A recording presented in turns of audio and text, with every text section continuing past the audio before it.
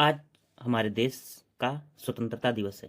15 अगस्त 1947 को भारत आज़ाद हो गया था और उसी दिन से भारत में स्वतंत्रता दिवस मनाया जाता है, इंडिपेंडेंट डे। हम आपको बता दें कि भारत को आज़ादी मिले 80 साल हो गए और आज भी भारत विश्व की छठवीं सबसे बड़ी अर्थव्यवस्था है। उसके पहले अभी छठवीं ही है। और दूसरी बात यह है कि भारत आज़ाद तो हो गया, लेकिन अभी भी भारत को पूरी तरह से आज़ादी नहीं मिली। आज भी भारत दूसरे देशों पर निर्भर है। भारत में 80% से ज़्यादा वस्तुएं आयात होती हैं और जो भारत में स्वतंत्रता महसूस कराती हैं, आत्मनिर्भर महसूस कराती हैं, वह भारत को खरीदना पड़ता है।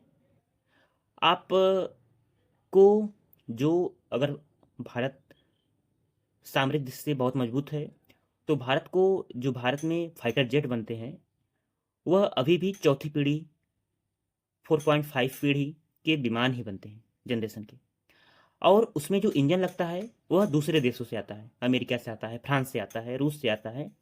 उसमें वहाँ के इंजन लगते हैं और फ्रांस से तो फाइटर जेट भी खरीदे जाते हैं। अगर अचानक से आज किसी देश के सामने युद्ध हो गया और वह देश जिस देश से हम इंजन मंगा रहे हैं उस देश का मित्र है, तो इंजन भेजना बंद कर देगा और हमारी युद्ध प्रणाली ठप हो जाएगी। तो हम किस प्रकार से बताएं कि हम स्वतंत्र हो गए हैं।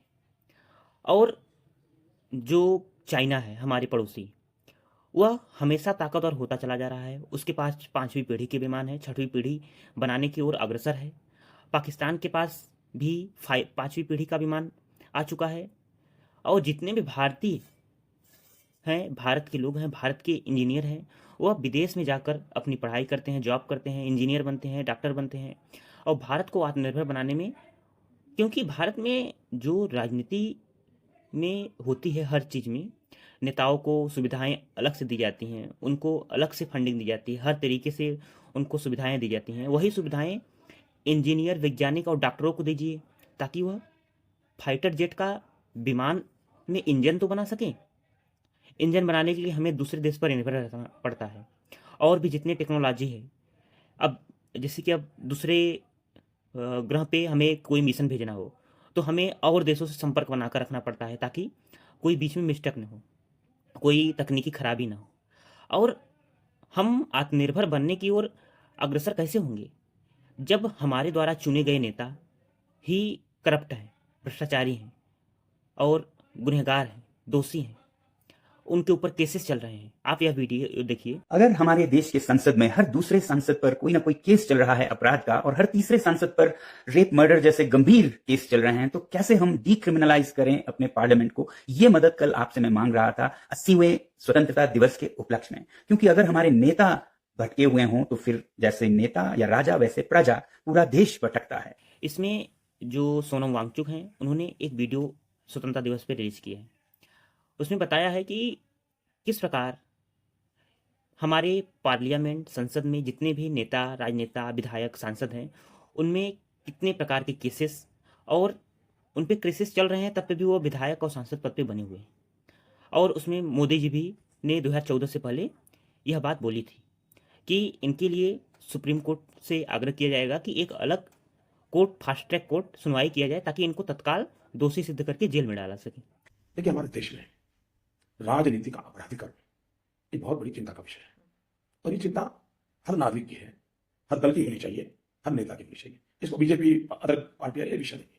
पिछले दिनों मैं अपने एक साथी से यही बात कर रहा था और उन्होंने एक बहुत ही अच्छा सुझाव दिया। उन्होंने कहा कि सबसे पहले तो हमें समझना होगा कि ऐसे नेता संसद में कैसे टिक पाते हैं। न्याय ये कहती है कि जब तक अपराध सिद्ध ना हो आप निर्दोष हैं, इनोसेंट अंटिल प्रोवन गिल्टी। इसी सिद्धांत के आड़ में ऐसे नेता 5-10 साल अपना समय बिता लेते हैं, क्योंकि हमारे देश में न्याय मिलते मिलते 10-15 साल लग जाते हैं। और उनका सुझाव ये था कि नेताओं के लिए, एमपीज, एमएलएज के लिए अगर देश में ऐसे अदालत हो जो बहुत जल्दी कार्रवाई करे, फास्ट ट्रैक कोर्ट, जो कि 6 महीने से 1 साल के अंदर कौन अपराधी है, कौन निर्दोष है, फैसला कर ले, तो फिर अपराधी जेल जाएंगे और निर्दोष संसद में रहेंगे। बहुत ही अच्छा लगा उनका सुझाव और मैं आप लोगों से ये शेयर करने वाला था ताकि हम अपने सरकार से, अपने प्रधानमंत्री जी से ऐसे कोर्ट्स का मांग कर सकें कि मुझे ये वीडियो मिला।